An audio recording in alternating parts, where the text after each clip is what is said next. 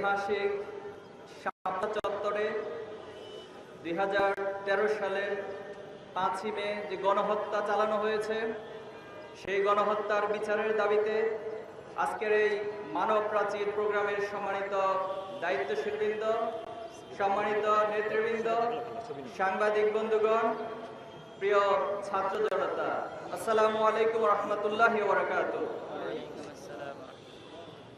আপনারা নিঃসন্দেহে অবগত আছেন 2008 সালের একটি পাতানো নির্বাচনের মধ্য দিয়ে আওয়ামী লীগ সরকার ক্ষমতায় এসে এদেশে ফ্যাসিবাদ কায়েমের জন্য চূড়ান্ত নীল নকশা করেছিল।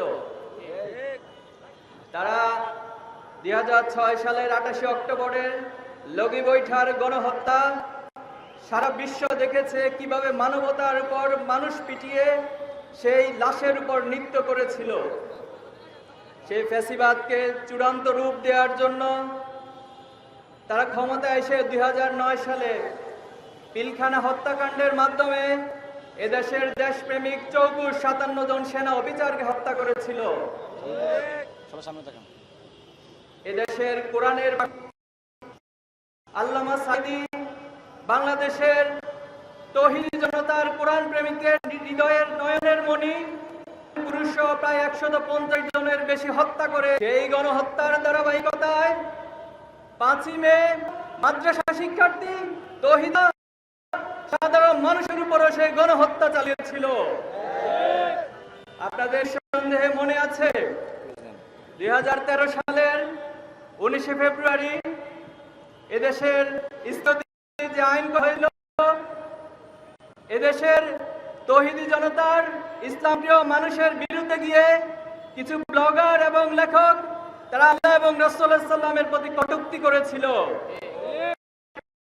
প্রতিবাদ এবং ইসলাম বিদ্বেষী সকল কর্মকাণ্ড বন্ধ করার দাবি সহ হেফাজতে ইসলামের পক্ষ থেকে 13টি দাবি উত্থাপন করা হয়েছিল।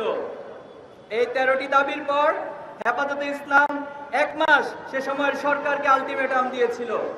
কিন্তু দুঃখজনক হলেও সত্য, সরকার হেফাজতে ইসলামের সেই 13টি দফাকে উপেক্ষা করে ইসলাম বিদ্বেষী একটি চক্রকে বিদ্বেষী প্রোপাগান্ডা এবং কর্মকাণ্ড চালিয়ে যাওয়ার এক মহা উৎসব করেছিল।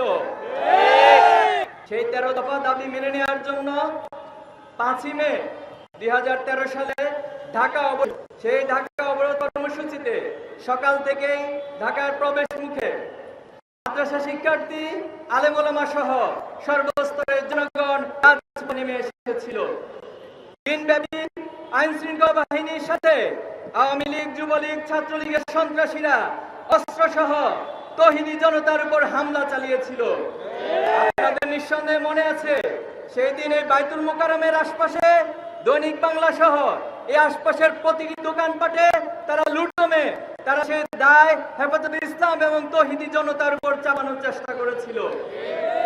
সেদিন সারাদিন ব্যাপী সেই হত্যাযজ্ঞ এবং হামলার মধ্য দিয়ে প্রায় 18 জন তৌহিদি জনতা ইসলাম প্রিয় আলেম ওলামাকে তারা শহীদ করে দিয়েছিল। সেদিন সন্ধ্যাবেলায় এই শাপলা চত্বরে আমরা ছিলাম। এই শাপলা চত্বর সাধারণ জনতার দাবি উঠেছিল যে 18 জনকে শহীদ করা হয়েছে, এই শাহাদাতের উপরে এই সরকারের সাথে আর কোনো আপোষ চলতে পারে না। তখন তারা 13 দফা দাবি মেনে না নেওয়া পর্যন্ত এই শাপলা চত্বরে অবস্থান করার সিদ্ধান্ত নিয়েছিল। কিন্তু দুঃখজনক হলেও সত্য, রাতের গভীরে যখন ক্লান্ত পরিশ্রান্ত হয়ে আলেম ওলামারা এখানে বিশ্রাম নিয়েছিলেন, এই পিচডালা রাজপথে তারা ঘুমন্ত অবস্থায় ছিলেন। অনেকে হয়তো সে সময় নামাজ এবং আল্লাহর জিকিরে মশগুল ছিলেন।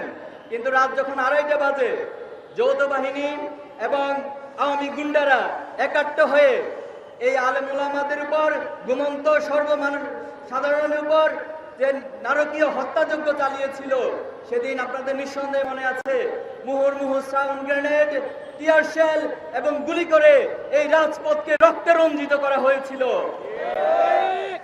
সেদিন দিক ছুটে গিয়ে প্রায় কয়েক হাজার মানুষ সেখানে শহীদ হয়েছিল। যদিও এটা এখনো তদন্তের মাধ্যমে, সুষ্ঠু তদন্তের মাধ্যমে সঠিক সংখ্যা নিরূপণ করা যায়নি। অধিকারের রিপোর্ট অনুযায়ী 61 জনের শাহাদাতের কথা বলা হয়েছে। বিভিন্ন গণমাধ্যম এবং আন্তর্জাতিক সংস্থার মাধ্যমে প্রায় 200 জনের বেশি শহীদ হওয়ার ঘটনা উল্লেখ করা হয়েছে। আমরা বলতে চাই এই শাহাদাতের পথ মাড়ি দিয়ে আজকে 2025 সালের যে জায়গায় এসে আমরা দাঁড়িয়েছি, আমরা বলতে চাই এই শাহাদাতের বিচার অবশ্যই করতে হবে।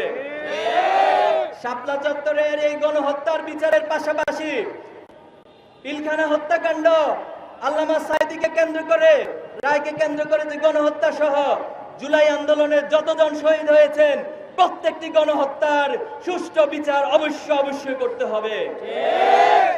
আমরা দাবি করতে চাই সুষ্ঠু তদন্তের মাধ্যমে শহীদদের সঠিক সংখ্যা, সঠিক তালিকা প্রকাশ করা হোক। আমরা আরো দাবি জানাতে চাই শাপলা চত্বরের এই ঘটনাকে কেন্দ্র করে রাষ্ট্রীয়ভাবে শাপলা গণহত্যা দিবস ঘোষণা করা হোক।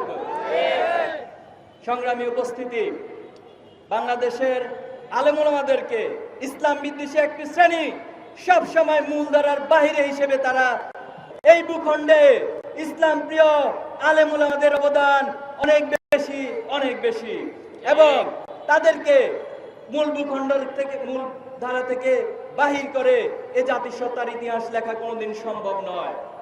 এই আন্দোলনের পর আমরা একটি ফ্যাসিস্ট মুক্ত বাংলাদেশ গড়ার স্বপ্ন দেখেছি।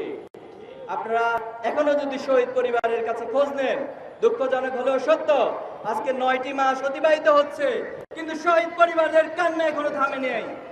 আমাদের আহত ভাইরা এখনো পর্যন্ত অনেকেই হসপিটালে আহত অবস্থায় কাতরাচ্ছেন। শহীদ পরিবারগুলো তারা এখনো বিচার দাবি করছে। দুঃখজনক হলেও সত্য, অনেক আসামি যারা গণহত্যার সাথে সম্পৃক্ত ছিল